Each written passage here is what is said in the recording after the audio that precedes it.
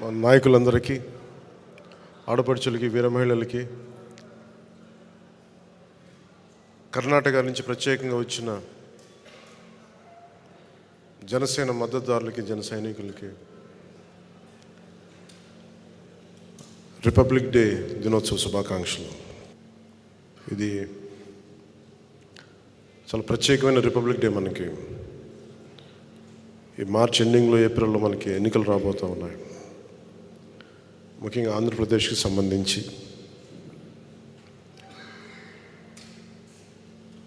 చాలా కష్టాల్లో కూరుకుపోయింది ఆంధ్రప్రదేశ్. ఈ 5 సంవత్సరాల్లో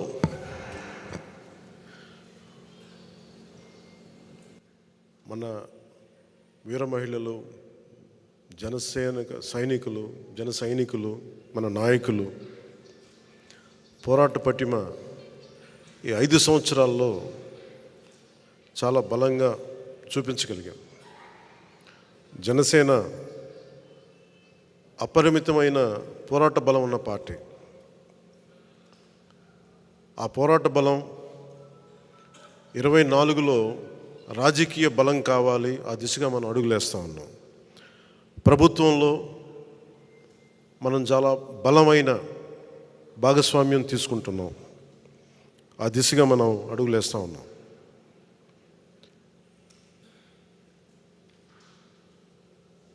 ప్రత్యేకించి ఇక్కడ మనకి ముఖ్యంగా జనసేన ప్రస్థానం గురించి మాట్లాడుకుందాం. ఒక దశాబ్దం పార్టీని చాలా సమర్థవంతంగా నడుపుతున్నాం. నేను ఏ ప్రాతిపాదికన మనం ఆలోచిస్తున్నాం అంటే, కేవలం ఒక్క రిపబ్లిక్ డే రోజున మనం భారతదేశ గణతంత్ర వ్యవస్థ చాలా కష్ట నష్టాలతో, చాలా త్యాగాలతో వచ్చిన గణతంత్రం అది. మన కాన్స్టిట్యూషన్ కానీ, భారత్ రిపబ్లిక్ కానీ, ఎక్కడ కూడా కాన్స్టిట్యూషనల్ స్ఫూర్తి పోకుండా, రాజ్యాంగ స్ఫూర్తి కోల్పోకుండా, కులాల మధ్య, ప్రాంతాల మధ్య, మతాల మధ్య సమైక్యత ఉండేలా, సఖ్యత ఉండేలాగా పబ్లిక్ పాలసీ అనేది ఉండాలి. నాయకులు కూడా ఆ దిశగానే మాట్లాడాలి. నిన్న ముఖ్యంగా అమలాపురం నుంచి కొంతమంది పాస్టర్ సోదరులు వచ్చారు. నన్ను అడిగింది, మీరు కూర్చోబెట్టి బీజేపీతో ఉంటారు కాబట్టి మీరు మైనారిటీలను ఎలా చూస్తారని మాట్లాడుతూ ఉంటే, వారికి స్వయంగా ఒకటే చెప్పాను. నేను అన్ని మతాలని చాలా సమానంగా గౌరవించేవాడిని. అన్ని మతాలను.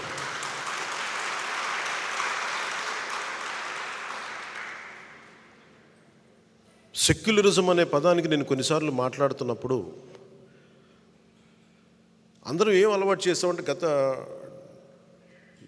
7 దశాబ్దాల పై చిలుకులో సెక్యులరిజం అంటే కేవలం ముస్లిం మనోభావాలు దెబ్బతింటేనే మాట్లాడాలి, క్రైస్తవుల మనోభావాలు దెబ్బతింటే మాట్లాడాలి, హిందువుల మనోభావాలు దెబ్బతింటే మాట్లాడకపోవటమే సెక్యులరిజం అనే ఒక రాంగ్ డెఫినేషన్ తీసుకున్నాం. సెక్యులరిజం అంటే ఏ మతానికి, ఏ కులానికి, ఏ వ్యక్తికి అన్యాయం జరిగినా, అకారణంగా దూషించినా అది సెక్యులరిజం స్ఫూర్తికి విరుద్ధం. అది ఆ నేపథ్యంలో నేను మాట్లాడినప్పుడు కొన్నిసార్లు నేను పిఠాపురంలో హిందూ దేవాలయాలు అపవిత్రం చేస్తే దాని గురించి మాట్లాడినప్పుడు నేను వారికి చెప్పాను. నిన్న క్రిస్టియన్ పాస్టర్ల మీటింగ్లో చెప్పిన మీకు పంచుకుంటున్నాను. అది నేను చెప్పింది ఏంటంటే, ఇది నేను హిందూ దేవాలయాల గురించి, అపవిత్రత గురించి మాట్లాడుతున్నప్పుడు, ప్రభుత్వం చర్యలు తీసుకున్నప్పుడు, నేను ఇది దోషులను పట్టుకోండి అంటే నేను హిందూ మతాన్ని వెనకేసుకు రావటం కాదు, ఒక అపవిత్రం చేసిన వ్యక్తుల్ని శిక్షించమని అర్థం. అలాగే ఒక చర్చి మీద దాడులు జరిగితే మొట్టమొదటగా స్పందించేది జనసేన, పవన్ కళ్యాణ్ అవుతారు. నేను వారికి చెప్పింది ఏంటంటే, నిజంగా నేను గౌరవం చూపించాలి. I'm practising Hindu. నా వైఫ్ క్రిస్టియన్, నేను ప్రాక్టీసింగ్ హిందూ. నేను అంత మాత్రాన్ని కూర్చోబెట్టి క్రిస్టియన్ మతాన్ని కానీ ఇస్లాం మతాన్ని కానీ ఇంక ఏ అన్య మతాన్ని బౌద్ధాన్ని కానీ అసలు ఎక్కడ అగౌరవపరిచే మనస్తత్వం నాకు లేదు. అందుకని మన నాయకులు చాలామంది చూస్తాను, నేను ఎక్కడో నమాజ్ వినిపిస్తూ ఉంటే కొన్నిసార్లు చాలా సందర్భాల్లో నేను స్పీచ్ని ఆపేసిన సందర్భాలు ఉన్నాయి. నాకు గౌరవం అలా చూపిస్తాను. కాకపోతే ఓట్ల కోసం నేను మతాన్ని వాడను. ఓట్ల కోసం ఆ మతాన్ని, ఎందుకంటే ఎంతమంది చనిపోయారో నాకు తెలుసు. మన రాజ్యాంగాన్ని, భారత రాజ్యాంగం అనే ఒక రూపుదిద్దటానికి ఎంతమంది చనిపోయారు. ఇండియన్ రిపబ్లిక్, భారత్ రిపబ్లిక్ని స్థాపించడానికి ఎన్ని లక్షల మంది చనిపోయారు. సో ఈ పరిస్థితులన్నింటిని దృష్టిలో పెట్టుకుని చాలా చాలా బాధ్యతగా మాట్లాడతాను. ముఖ్యంగా ఈ రిపబ్లిక్ డే రోజున క్రైస్తవ సోదరులకి సోదరీమణులందరికీ కూడా జనసేన కేంద్ర కార్యాలయం నుంచి మాటిస్తున్నాను, మీకు బంగారు భవిష్యత్తు ఉండేలాగా మీకు అండగా నిలబడతాను ఈ రిపబ్లిక్ డే రోజున మీకు మనస్ఫూర్తిగా తెలియజేసుకుంటాను. అలాగే ఇస్లాం పాటించే మన సాటి భారతీయులందరికీ కూడా ప్రపంచంలో ఎక్కడా లేనంత సహృదయత మన భారతదేశ సమాజంలో ఉన్నాయి. మీకు చిన్నపాటి నష్టం వచ్చినా, కష్టం వచ్చినా, ఆర్థికపరమైన ఇబ్బందులు వచ్చినా ఈ దశాబ్దం కాలం పాటు మేము మీకు చాలా అండగా నిలబడ్డాం. మొన్న ఒకరు మాట్లాడుతూ, నువ్వు రామాలయానికి మీరు 30 లక్షలు ఇచ్చారు, మీరు హిందూ పక్షపాతిలాగా అని మాట్లాడితే నేను చెప్పాను, నేను 25 లక్షలు మన మస్జిద్లు కూడా ఇచ్చిన ఆ విషయం ఎందుకు మర్చిపోయారు మీరు అని. మీరు ఈ మాట మాట్లాడితే ఈ మాట కూడా గుర్తు చేసుకోవాలి కదా. అలా కాదు, నేను కూర్చోది అది నా ధర్మం, అది నా ధర్మాన్ని నేను గౌరవిస్తాను. ఇస్లాం మతాన్ని సంపూర్ణంగా గౌరవిస్తాను. నేను దాన్ని, నా మతాన్ని నేను ఆరాధిస్తాను. ఇస్లాం మతాన్ని సంపూర్ణంగా నేను గౌరవిస్తాను. నేను నా తెలిసిన జానీ మాస్టర్ ఆయన నాకు ప్రతిసారి నాకు ఖురాన్ ఇచ్చిన, బైబిల్ ఇచ్చిన చెప్పులు పక్కన పెట్టి మరీ తీసుకుంటాను, దాన్ని కళ్ళకద్దుకుంటాను. ఎందుకంటే భారతదేశంలో మనం మత సమైక్య, మతం మనందరం ఐక్యత ఉండడం చాలా చాలా అవసరం. ఈరోజు నా అభిమానులు అందరూ కూడా అన్ని భిన్నమైన మతాల నుంచి, భిన్నమైన కులాల నుంచి ఉన్నారు నా అభిమానులు. నా ఇంట్లోనే నా భార్య క్రిస్టియానిటీ ప్రాక్టీస్ చేస్తుంటాం. క్రిస్మస్ జరుపుకుంటాం మా ఇంట్లో, కానీ ఇప్పుడు నా ఇంట్లో పూజ కూడా జరుగుద్ది, రోజు దైనందిక పూజ కూడా జరుగుద్ది. నా సెక్యూరిటీలో అత్యధిక భాగం ఇస్లాం మతానికి చెందిన వాళ్ళు. వారి పండగ వచ్చినప్పుడు, రంజాన్ వచ్చినప్పుడు వారికి నేను అండగా ఉంటాను, ప్రతి ఒక్కరికి నేను అండగా ఉంటాను నేను. అలాగే పోయినసారి 10 లక్షలు ఎందుకు ఇచ్చానంటే,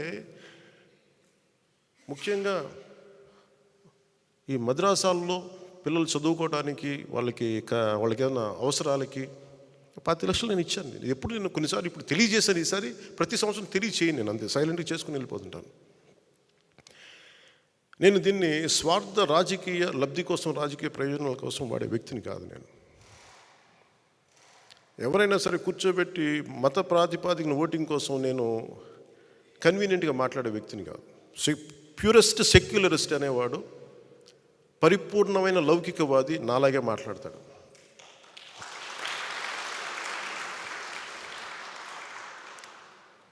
నేను క్రైస్తవ సోదరులకు చెప్పాను, పాస్టర్ సోదరులందరికీ చెప్పాను, నేను మీకు అండగా నిలబడతాను. మీకు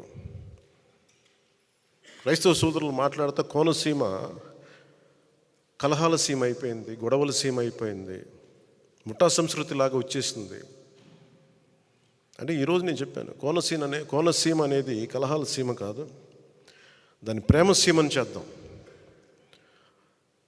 నేను అమలాపురం పర్యటనకు వస్తాను. పర్యటన వచ్చినప్పుడు పాస్టర్ సోదరులందరికీ చెప్పాను, ముందు మనం ఒక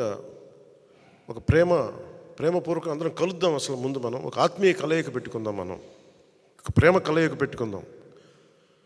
జనసేన అంటే కూర్చోబెట్టి వాళ్ళు చెప్తా ఉన్నారు, మీరు ఎక్కువ హిందుత్వ అని మాట్లాడుతుంటే, హిందుత్వ ఎక్కువ నేను మాట్లాడను. నా ఇంట్లో లేని నేను బయట ఎక్కడి నుంచి మాట్లాడగలను?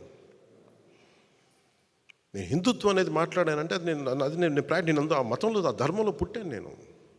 నా ధర్మాన్ని నేను గౌరవించాలి అని చెప్తూ నేను చెప్పాను, నేను ఓట్ల కోసం మిమ్మల్ని ఎప్పుడు ఓట్లు అడగను, మీకోసం నిలబడతాను. మీరు నాకు ఓట్లు వేసినా ఏగిపోయినా మీకు కష్టం వచ్చినప్పుడు జనసేన పవన్ కళ్యాణ్ అనే వ్యక్తి మీకు ఎప్పుడు అండగా ఉంటారు. అలాగే రేపొద్దు నేను అమలాపురంకి వచ్చినప్పుడు నేను ముందుగా మన క్రిస్టియన్ పాస్టర్ సోదరులతోటి సోదరిమణులతోటి ముందు మీతోటి ఒక సంపూర్ణంగా ఒక రోజు గడిపి నా కమిట్మెంట్ మీకు తెలియజేసుకుంటాను, నా ప్రేమ మీకు తెలియజేస్తాను. ఇదంతా నేను ఓట్ల కోసం చేయట్లేదు. నేను ఎలాంటి వ్యక్తిని నా వ్యక్తిత్వం చూపించడానికి మీకు తెలియజేస్తాను. నేను వారికి ఒకటే చెప్పాను. నేను బైబిల్ సూక్తిని చాలా చిన్నప్పుడు నాకు ఇమాన్యుయల్ టీచర్ అని ఆవిడ చెప్పిన మాట నాకు గుర్తుండిపోయింది. నన్ను చాలా దగ్గర తీసుకున్నారు. ఆవిడ చనిపోయారు, స్వర్గస్థులయ్యారు చాలా కాలం క్రితం. తనను తను తగ్గించుకున్నవాడు హెచ్చింపబడును అనే ఒక్క వాక్యం నాకు మహావాక్యం అయిపోయింది. ఒక్కోసారి అదే నాకు శాపం కూడా అయిపోయింది. నేను ఎప్పుడు తగ్గించుకుంటాను, సహాయం చేసి కూడా తగ్గించుకుంటాను. అది నాకు బైబిల్ తాలూకు ఆ మహావాక్యం ఒకసారి నన్ను తగ్గించేస్తాయి. నేనేమనుకుంటానంటే, నేను భగవంతుడి వాక్యాన్ని నేను విన్నాను,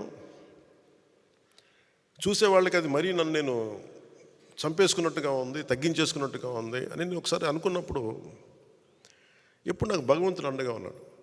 దాన్ని క్రైస్తవుని పిలవండి, అల్లా అని పిలవండి, లేదంటే ఈశ్వరుని పిలవండి, రామాని పిలవండి, జగన్మాత అని పిలవండి. ఆ సుప్రీం ఫోర్స్కి అది నిరాకారం. ఆ భగవతత్వం నన్ను ఎప్పుడు కాపాడింది. ఈ మాట ఎందుకు నేను ఉటంకిస్తున్నానంటే, నిన్న మండపేట, ఇది ప్రత్యేకించి ఎన్నికలకు సంబంధించిన విషయం కాబట్టి మీకు చెప్తా ఉన్నా. మండపేట నుంచి మన నాయకులు చాలామంది వచ్చి చాలా బాధపడిపోతూ ఉన్నారు. మనం పొత్తులో ఉండి మన చంద్రబాబు గారు ఇట్లా అనౌన్స్ చేశారు, మండపేట సీటు మనకి చెప్పాలి కదా అది ఇది అంటే, ఖచ్చితంగా అది సరైన విధానంలో చెప్పలేదు. ఖచ్చితంగా దాంతో మీకు ఏకీపిస్తున్నాను. చాలా ఇబ్బంది పడ్డారు అందరూ. మనకి మండపేట లాంటి నియోజకవర్గంలో పోయినసారే ఒక 18% ఓటు ఉంది. అది ఈ రోజున చాలా బలమైన 23, 28 ఎగ్జాక్ట్ చెప్పండి 28, దాదాపు 26 నుంచి 27, ఒక 10% పెరిగింది పోయిన దానికి ఈసారికి. నేనేం చెప్పానంటే వాళ్ళందరికీ, నేను కేవలం ఒక నియోజకవర్గాన్ని దృష్టిలో పెట్టుకొని మాట్లాడితే నేను నియోజకవర్గపు సంబంధించిన నాయకుడు అవుతాను. నేను బర్డ్ ఐ వ్యూ అంటే అది విహంగ వీక్షణ ఉంటుందా, లేదంటే బర్డ్ ఐ వ్యూ. ఆ బర్డ్ ఐ వ్యూని చూస్తే తప్ప నేను రాష్ట్రాన్ని సంపూర్ణంగా చూడాలి. దాంట్లో భాగంగా ఒకసారి కొన్నిపాటి ఏరియాలో ఇబ్బంది కలగచ్చేమో, పొత్తు ధర్మం ప్రకారం అలా అనౌన్స్ చేయకుండా ఉండాల్సింది. నేను దానికి క్షమాపణలు చెప్తున్నాను. ఖచ్చితంగా నెక్స్ట్ మీటింగ్లో దాని మీద వివరణ ఇచ్చి దాన్ని ఎలా సరిదిద్దాలో సరిదిద్దుతాం అని ఒక మాట ఇచ్చి పంపించాను. అలాగే వాళ్ళు అన్నది కూడా ఏంటంటే, మన నాయకులు కూడా ఇప్పటికీ 2 సీట్లు అనౌన్స్ చేశారు, మరి ఇది పొత్తు ధర్మమేనా నన్ను అడిగితే అట్లా కొన్ని ప్రత్యేక పరిస్థితులు ఉంటాయి, వాళ్ళు కూడా మనం అర్థం చేసుకోవాలి కదా. 4 దశాబ్దాలు సుదీర్ఘ అనుభవం ఉన్న వ్యక్తులు, ఒంటరిగా వాళ్ళ సొంత పార్టీ నడిపిన వ్యక్తులు, ఒక్కోసారి ఎట్లా ఉంటుందంటే, పొత్తు ఆ సైజు వ్యక్తులకి ఒక ఇరుకు చొక్క అథారిటీ దారేదులో చెప్తూ ఉంటాం. ఒక బలమైన వ్యక్తికి సరిపోయిన కోటేస్తే కొంచెం ఇరుగ్గా ఉంటుంది కదా, టైట్గా ఉంటుంది. అలాగే ఒకసారి పొత్తు ఆ స్థాయి నాయకులకి చాలా ఇబ్బందిగా ఉంటుంది ఒక్కోసారి. కానీ వాస్తవాలు వేరుంటాయి, క్షేత్రస్థాయి పరిస్థితులు వేరుగా ఉంటాయి. అందుకని ఒక్కోసారి అనుభవం ఇటు ఒకసారి గబుక్కుని ఒక మాట అన్నిస్తుంది. లోకేష్ గారు ఆ రోజు మా నాన్నగారు ముఖ్యమంత్రి ఎన్ని అన్నా కానీ ఇవన్నీ నేను ఎందుకు దాన్ని పెద్ద మనసుతో వదిలేస్తానంటే, ఒక పార్టీని 3 దశాబ్దాలు నడిపి 3 సార్లు ముఖ్యమంత్రులుగా ఉండి అలాంటి కుటుంబం నుంచి వచ్చిన వ్యక్తులు సహజంగా గబుక్కుని ఒక మాట వచ్చేస్తుంది. దాన్ని రాష్ట్ర ప్రయోజనాలను దృష్టిలో పెట్టుకొని జగన్ అనే వ్యక్తి ఇంకొకసారి వస్తే రాష్ట్రం అధోగతికి పాలవుతుంది అన్న ఒక్క ఆలోచన నన్ను చాలాసార్లు రెస్పాండ్ కానివ్వకుండా చేస్తుంది. వాళ్ళు అలా మాట్లాడారు కదా, మీరు ఇలా మాట్లాడచ్చు కదా అంటే, అదే కదా తేడా అని చెప్తాను నేను.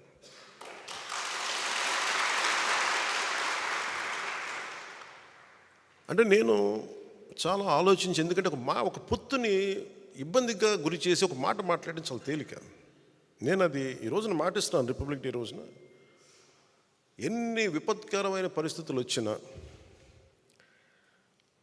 జగన్ నడిపే ఈ ప్రభుత్వం 24లో మనకి కనిపించకూడదు.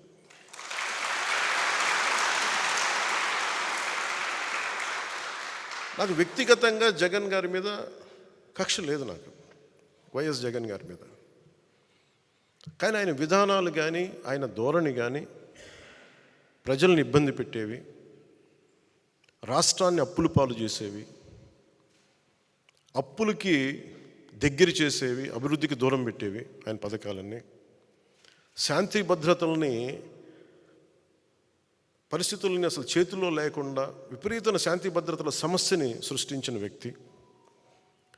ప్రజాస్వామ్యంలో ఎవరికైనా ఒక తప్పు జరిగితే నా అభిప్రాయం చెప్పుకునే హక్కు ఉంటుంది. అసలు నువ్వు అభిప్రాయమే చెప్పకూడదంటే అది భగవంతుడిచ్చిన హ్యూమన్ రైట్, అది నా హక్కు, అది నా వాక్. నిన్న పాస్టర్ సోదరులు కూడా వచ్చి మాట్లాడుతూ ఉంటే, ఏదో మాట్లాడారు, గతంలో మీరు ఈ మాట అన్నారు, మమ్మల్ని ఇబ్బంది కలిగించింది మా వాళ్ళకంటే, మీరు ఖచ్చితంగా ఇంత ప్రేమతో వచ్చారు, మీరు నన్ను తిట్టాలనుకుంటే సంపూర్ణంగా తిట్టండి, నేను భరిస్తానని చెప్పాను. నాయకుడి ముఖ్య లక్షణం తిట్లు భరించడం కూడా. కేవలం మెచ్చుకోవడాలు, ప్రైజెసే కాకుండా ఒక నాయకుడి తాలూకు కీలకమైన లక్షణం తిట్లు తినటం, విమర్శ తీసుకోవడం కూడా అవసరం అవ్వాలి. అలాంటిది ఒక ముఖ్యమంత్రికి ఏ స్థాయిలో ఉండాలి. నువ్వు ఎవరు పడకూడదు, ఎవరు ఎదురు తిరగకూడదు అనుకుంటే ఇది రాజరికం కాదు జగన్, ఇది ప్రజాస్వామ్యం, ఇది జగన్ స్వామ్యం కాదు. ఇది ప్రజలు ఎదురు తిరుగుతారు, మాట్లాడతారు, విను, భరించు. పద్ధతులు మార్చుకుంటే మార్చుకోండి. ఏ రోజు ఈ వ్యక్తి లైవ్ ఒక మీడియా వారితో మాట్లాడలేడు, ఒక ప్రెస్ మీట్ చెప్పలేడు, ఒక ప్రెస్ మీట్ పెట్టలేడు అతను. అరేంజ్డ్ ప్రెస్ మీట్స్ తప్ప. ఎప్పుడు అవన్నీ ఒక తప్పులు ఉండొచ్చు, ఇంకోటి ఉండొచ్చు, కానీ అసలు ఎక్కడా కూడా నువ్వు అందరిని ఇబ్బంది పెట్టేవి, ఒక సగటు ఇంట్లో పని చేసుకునే ఒక 35 ఏళ్ళ మహిళని చిన్నపాటి నిరసనకి, పాపం ఆ రోజే జాయిన్ అయ్యి కార్యక్రమానికి వస్తే, నిరసన కార్యక్రమానికి వస్తే ఆవిడని అందరితో పాటు ఆవిడని కూడా అరెస్ట్ చేసేసి అటెంప్ట్ మర్డర్ కేసు పెట్టారు ఆవిడ మీద.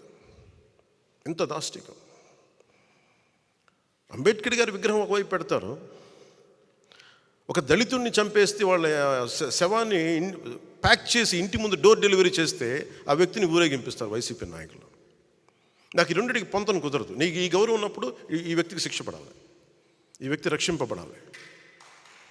23 దళిత బంధు పథకాలు వాళ్ళకి తీసేసాం. అంబేద్కర్ గారి విగ్రహం పెట్టి అవి పెడితే అప్పుడు కదా ఆయనకి నిజంగా నివాళి. ఇవేమో విగ్రహం పెట్టేసి ఇది వదిలేస్తే మరి ఎవరికి ప్రయోజనం అది? సో నాకు ఇలాంటివన్నీ 1 కాదు 2 కాదు. పాపం డాక్టర్ సుధాకర్ అనే వ్యక్తిని, మాస్కులు లేవు కరోనా టైంలో ఉంటే, అతని మీద పిచ్చోడిని చేసి చచ్చిపోయేలా చేశారు అతన్ని. 1, 2 కాదు ఇట్లాంటివన్నీ. ఆంధ్రప్రదేశ్ అత్యధికంగా దళితుల మీద దాడి జరిగే రాష్ట్రంగా పేరు వచ్చింది. ఎక్కువ ఫాల్స్ ఎస్టీ అట్రాసిటీ కేసులు ఆంధ్రప్రదేశ్లో బుక్ అయినాయి. ఈ రోజున అది ఏ స్థాయికి వచ్చిందంటే, బీసీలకి ప్రత్యేక రక్షణ చట్టం కావాలనే స్థాయికి వచ్చింది. తెలుగుదేశం నాయకులు ప్రతిపాదించడానికి మేము యాక్సెప్ట్ చేయడానికి కారణం అదే అయింది. ఒకవైపు దళితులకి న్యాయం జరగట్లేదు, ఫాల్స్ ఎస్టీ అట్రాసిటీ కేసులు పెడతా ఉన్నారు. ఇంత అల్లకల్లోలంగా ఉదాహరణకు చెప్తున్నాను. అలాగే ఈ వ్యక్తి ఏ మాట ఒప్పుకోడు, మాట ఇస్తాడు. నేను మద్యపాన నిషేధిస్తానని చెప్పి వచ్చిన వ్యక్తి సారా వ్యాపారం అయిపోయాడు. ఇతను ముఖ్యమంత్రి సారా వ్యాపారం మనం అర్థం చేసుకోవాలి. మరి ఇట్లాంటివన్నీ 1, 2 కాదు, 30,000 మంది ఆడపిల్లలు అదృశ్యమైపోయారు. అదృశ్యమైపోయినట్టు ఏం చేయాలి? ఎందుకు మిస్ అయిపోయారు? ఎంతమంది తిరిగి వచ్చారు? అసలు ఏం జరిగింది చెప్పాలి కదా, కనీసం నువ్వు వివరించాలి కదా. ఆ వివరణ ఉండదు. అన్యాక్రాంతంగా అకారణంగా కేసులు పెట్టడం, జైళ్ళల్లో పెట్టించడం. సో నిన్న కూడా మండపేట నాయకులతో మాట్లాడుతూ, ప్రత్యేకంగా పంచుకోవాలనే ఇది మాట్లాడుతున్నాను. జనసేన ఎందుకు సింగిల్గా వెళ్ళకూడదు? మనం ఎంతసేపు బలాన్ని ఇచ్చేవాళ్ళం అవుతున్నాం కానీ బలం తీసుకునే వాళ్ళం అవ్వట్లేదు. మనం అంటే మన ఇన్ని స్థానాలు తీసుకోవాలి, 53 స్థానాలు తీసుకోవాలి, 70 స్థానాలు తీసుకోవాలి అంటే ఇవన్నీ తెలియని వ్యక్తిని కాదు నేను.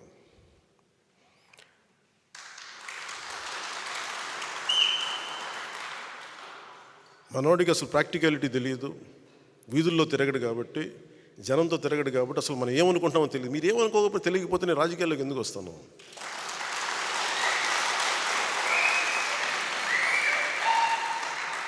నాకేమన్నా సరదానా అవివేకమా? నాకేమన్నా జనసేన వచ్చింది కూడా రాష్ట్ర విభజన ఒక్క నాయకుడు మాట్లాడట్లా. ఆంధ్రప్రదేశ్కి జరిగిన అన్యాయానికి, లేదంటే రాష్ట్ర విభజన ఇలా చేయకూడదు, ప్రజల మధ్య ఇలా చిచ్చు పెట్టకూడదు, విభజన జరగాలంటే చాలా సైంటిఫిక్గా జరగాలి అని ఒక పద్ధతి తీరు లేదు. ద్వేషంతో విడిపోవడం కష్టం, తేలిక. ఇద్దరు వ్యక్తుల్ని కలపడం చాలా కష్టం, ఇద్దరు వ్యక్తులను విడగొట్టడం చాలా తేలిక. ఒక కట్టడాన్ని నిర్మించడం కష్టం, ఒక కట్టడాన్ని కూల్చడం ఒక లెస్ దెన్ 24 సెకండ్స్. అందుకే నేను ఎప్పుడు నిర్మాణాన్ని ఇష్టపడతాను, విధ్వంసాన్ని ఇష్టపడను. అందుకే నా పద్ధతులు ఒకసారి ఇబ్బందిగా ఉంటాయి. గొడవలు పెట్టి నేను అంత ఈజీగా గొడవలు పెట్టుకోను. కష్ట నష్టాలు తెలుసు. ఎందుకు ఒక్కడనే మనం వెళ్ళలేదని అనడానికి కారణం, అసలు ఎందుకు ఈ మాట చెప్పారు? వైసీపీ, నేను మాట్లాడుతున్నప్పుడు వైసీపీ వ్యతిరేక ఓటు చేయకూడదు అనటం వల్ల మీకు టీడీపీ పార్టీ బతికేసింది, మీరు జైలుకి వెళ్ళి చెప్తే వాళ్ళు బతికేశారు, మేము నలిగిపోతున్నాం అంటే. నాకు గనక 2019లో నాకు సలహాలు ఇచ్చేవాళ్ళందరూ, నేను 153 స్థానాల్లో పోటీ చేయించాను. 30-40 మంది కనుక నన్ను ఎమ్మెల్యేలుగా గెలిపించుంటే ఈరోజు సంపూర్ణ హక్కు ఉండేది. 30-40 మంది పక్కన పెట్టండి, కనీసం నన్ను కూడా గెలిపించలేకపోయారు. కనీసం నన్ను గెలిపించున్నా కానీ బాగుండేది. 30-40 స్థానాల్లో పెట్టి కనీసం నన్ను గెలిపించిన ఒక్క సీటు నాకు గెలిచిగా నేను ఎల్లుండుంటే అప్పుడు నీ కోసం నిలబడ్డాం, అందుకని ఈసారి నువ్వు ముఖ్యమంత్రి స్థానం అడగండి, ముందుకు వెళ్ళకూడదు పొత్తునంటే అప్పుడు నేను వింటాను సంపూర్ణంగా. నువ్వు ఏమి మనకు రిజల్ట్స్ చూపించకుండా ఎట్లా అడుగుతావంట? రిజల్ట్స్ చూపించకుండా ఎలా అడుగుతాం? ఈరోజు మన అందరితోటి మర్యాదగా మాట్లాడుతున్నారు, గౌరవిస్తున్నారు కేంద్ర ప్రభుత్వం అంటే 18 లక్షల ఓటు పైచిలుకు మనం సంపాదించగలిగాం మనం పోయిన ఎన్నికల్లో. అది 6% ఓటు. అది మనం ఇంట్లో వాళ్ళు నిలబడితే మన ఇంట్లో వాళ్ళే ఓటేయరు. అలాంటి వ్యక్తులు బోల్డంతమంది ఉన్నారు ఇక్కడ. కన్విన్స్ చేయలేం, ఒక లక్షల మందిని కల్పించి కన్విన్స్ చేయలేం మీరు నాకు ఓటేయండి అని. ఒక విషయం మీద ఆర్గ్యుమెంట్ చెప్పాలి. ఇది ఎందుకు రైటు, ఇది ఎందుకు సరైంది, ఇది ఎందుకు సరైంది కాదని చాలా స్పష్టంగా చెప్పగలిగేంత ఎబిలిటీ ఉండాలి. Convincing ability, debate ability, negotiating ability. నేను దశాబ్దం పాటు నలిగి అవమానాలు పడి పిచ్చిగా మాట్లాడుతున్నా, అన్నీ దేనికి భరిస్తాం? ఇవన్నీ ప్రజలు బాగుండాలి మనకి. ఒకసారి ఒక ఎమోషనల్ గుడ్డిగా నమ్మేస్తాం మనం అందరం. అవన్నీ మారాలి. ఇవన్నీ మనకున్న ఇండివిజువల్గా వెళ్తే ఏం జరిగి ఉండేదంటే ఖచ్చితంగా మనం కొన్ని సీట్లు సాధిస్తాం, అనుమానం లేదు దాంట్లో. ప్రభుత్వంలోకి అడుగు పెడతాం లేదు నాకు తెలియదు. నేను పోయినసారి జరిగిన దీని పరాభవం అనండి, దెబ్బనండి, ఓటమి అనండి, అది నన్ను చాలా ఆలోచన తీరు మార్చుకునేలా చేసింది నన్ను. పోనీ జగన్ అనే వ్యక్తి కూడా తెలుగుదేశాన్నే టార్గెట్ చేసి మనల్ని వదిలేస్తే మేబీ ఒంటరిగా పోటీ చేసేవాడిని ఏమో. జగన్ తాలూకు చాలా కీలకమైన లక్షణం ఏంటంటే ఎవరిని స్పేర్ చేయడం. అతను సొంత చెల్లినే స్పేర్ చేయని వాడు మనల్ని ఎలా స్పేర్ చేస్తాడు?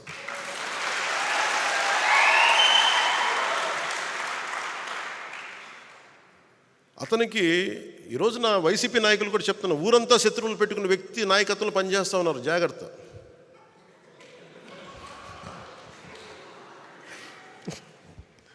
లేదు, ఊరంతా శత్రువులు అతనికి, జాగ్రత్త. మీరు అతని కింద నడుస్తూ ఉన్నారు, మీరు ఆయనకి నాయకత్వం కింద. రేపొద్దున మీకు కష్టాలు వస్తే మళ్ళీ పవన్ కళ్యాణ్ దగ్గరికి రావాలి, గుర్తుపెట్టుకోండి.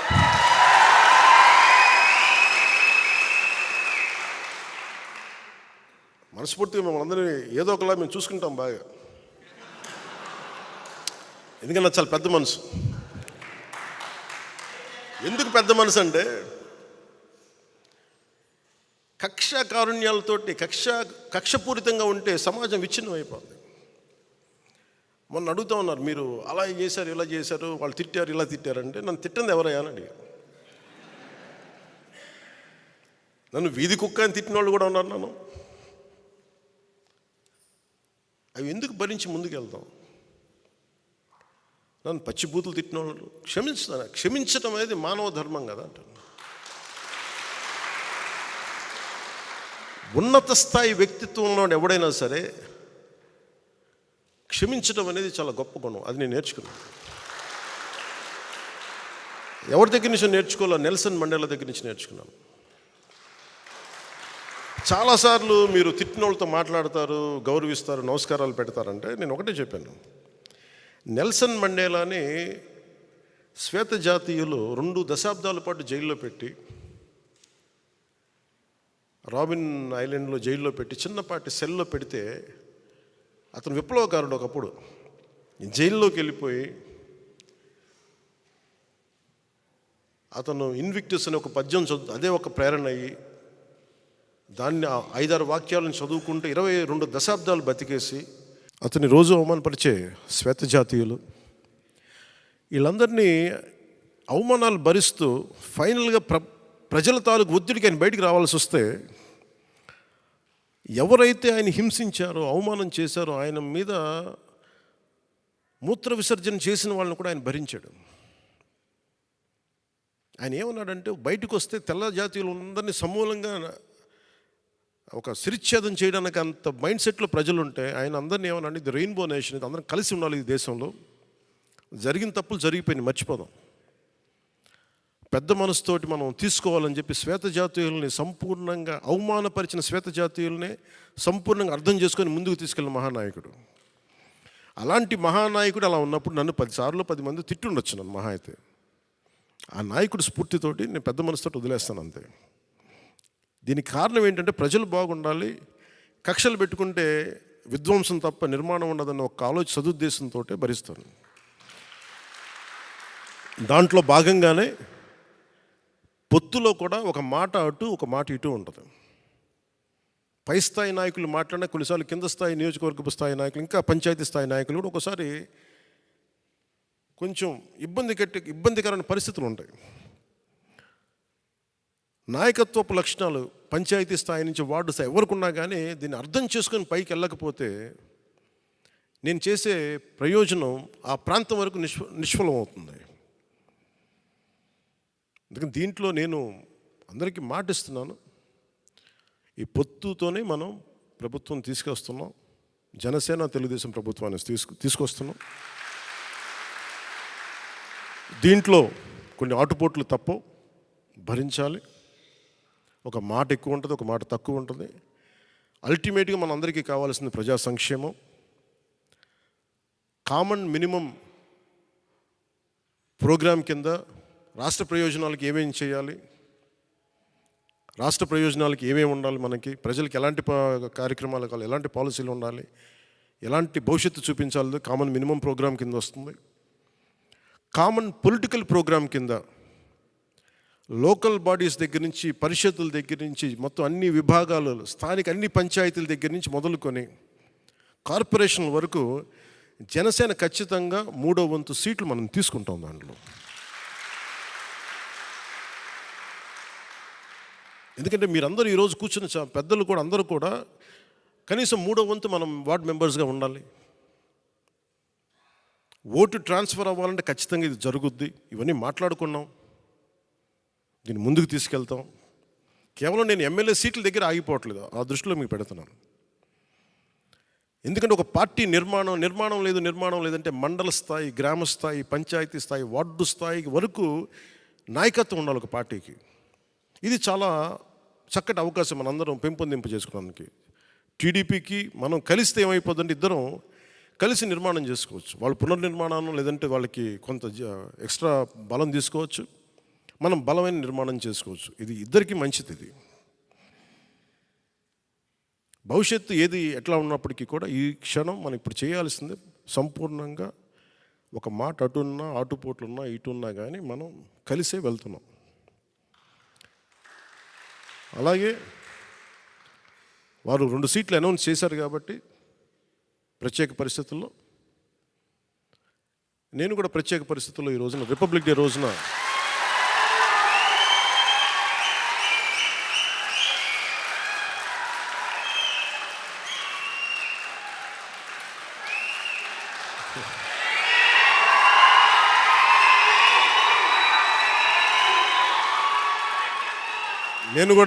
ప్రత్యేక పరిస్థితుల్లో వాళ్ళు 2 సీట్లు అనౌన్స్ చేశారు కాబట్టి నేను కూడా 2 సీట్లు అనౌన్స్ చేస్తున్నాను ఈ రోజున.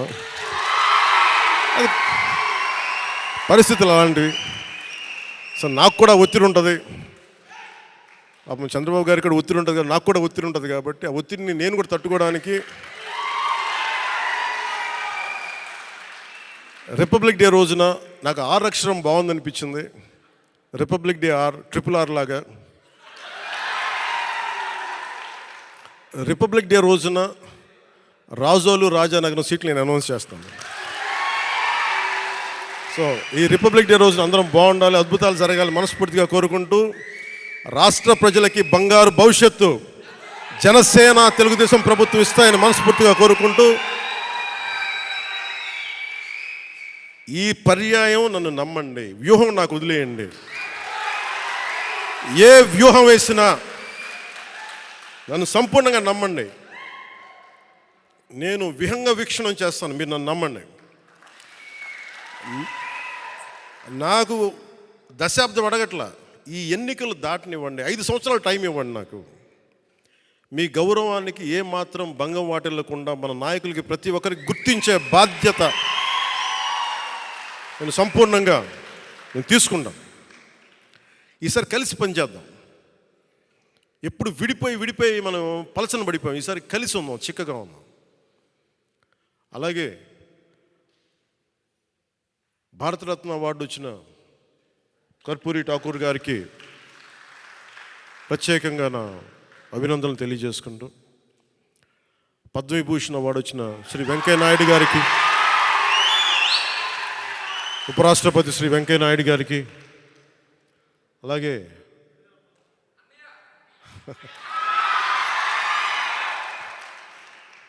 మా పెద్దన్నయ్య మెగాస్టార్ చిరంజీవి గారికి మనస్ఫూర్తిగా నా అభినందనలు తెలియజేసుకుంటూ, వైజయంతిమాల బాలి గారికి, మిగతా అవార్డు గ్రహీతలందరికీ కూడా నా అభినందనలు తెలియజేసుకుంటున్నాను. ప్రత్యేకించి పద్మ అవార్డ్స్ గురించి మాటలు చెప్పి ముగిస్తాను. నరేంద్ర మోదీ గారికి మనస్ఫూర్తిగా నా అభినందనలు తెలియజేస్తాను. ఎందుకంటే మారుమూల ప్రతిసారి పద్మ అవార్డ్స్ అనగానే రికమెండ్ చేస్తారు, ఈ వ్యక్తికి ఇవ్వాలి, ఈ వ్యక్తికి ఇవ్వాలి అని. వాటన్నిటినీ పక్కన దోసేసి టాలెంట్ ఎక్కడుంది, ప్రతిభ ఎక్కడుంది, త్యాగం ఎక్కడుంది ఆయన వెతుక్కొని మరి దేశం నలుమూలల నుంచి ఆయన వ్యక్తులను తీసి పద్మ అవార్డ్స్ ఇవ్వటం ప్రధానమంత్రి నరేంద్ర మోదీ గారికి మనస్ఫూర్తిగా నా హ్యాట్స్ ఆఫ్ తెలియజేస్తాను.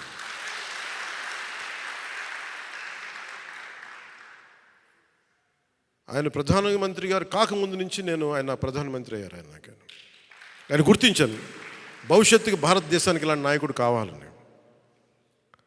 అలాంటి ప్రధానమంత్రి గారికి రిపబ్లిక్ డే దినోత్సవం రోజున అభినందనలు తెలియజేసుకుంటూ, భారతీయ జనతా పార్టీ నాయకులందరికీ, రాష్ట్ర నాయకులందరికీ, తెలంగాణ ఆంధ్రప్రదేశ్ రాష్ట్ర నాయకులందరికీ, కేంద్ర మంత్రివర్గానికి, భారతీయ జనతా పార్టీ నాయకులందరికీ, పెద్దలు అమిత్ షా గారికి, నరేంద్ర మోదీ గారికి, నడ్డా గారికి, ప్రతి ఒక్కరికి పేరు పేరున అభినందనలు, నా హృదయపూర్వక నమస్కారాలు తెలియజేసుకుంటూ సెలవు తీసుకున్నాను. జై జనసేన, జై హింద్.